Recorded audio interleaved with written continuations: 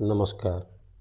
पवित्र जन्माष्टमी तेणु art of love रो एपिसोड 2 को आपण मानक स्वागत। भगवान कृष्ण आज पवित्र जन्माष्टमी रे धरावतरण करथिले। से दिनर भगवान कृष्णंकर लीला अनेक नारी सह थिला। माँ राधाराणी ठू आरंभ करी मीरा, ललिता, विशाखा 16 सहस्र गोपनारी सहित तांकर भल पाइबा व प्रेम थिला, जहाकू कि आमे आर्ट ऑफ लव माध्यम आपण मानक पाखरे पहुँचेबा को चेष्टा करिछु।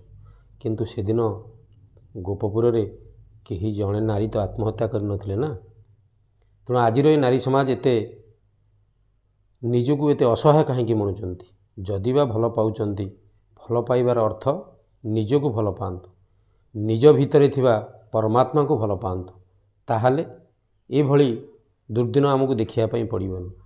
सेथिपई प्रथमे आमे निजे बाप माँ हिसाब से सतर्क हवा पई पड़िबो। कारण कृष्ण वंदे जगत गुरुम तुनाथ परम दयालु दुष्ट निवारी संथ पालु। अर्थात आमे घरे बापा माँ पिला मानक पई बा संतान मानक पई भगवान स्वरूप।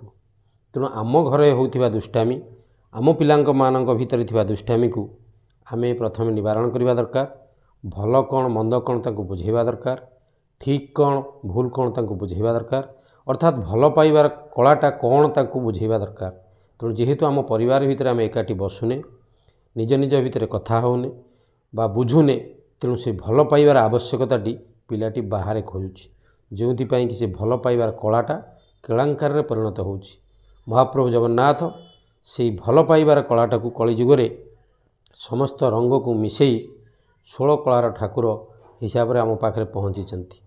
तेणु आशा करी पितामाता माने निज घरे भगवान कृष्णंकर पितामाता भली यशोदा नंदनंदन को भल पाइबा कौन, प्रेम कौन तांको पिला मानकु प्रथमे बुझांतु।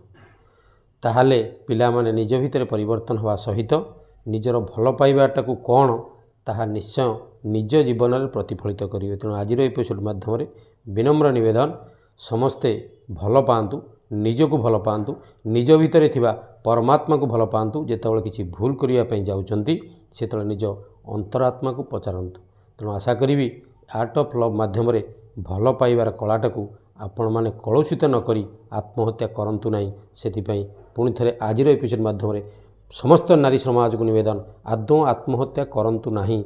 माँ राधाराणी, मीराबाई एवं ललिता, विशाखा भली भल पाइबार कलाटा को निज भितर उच्चार्पण करंतु। धन्यवाद।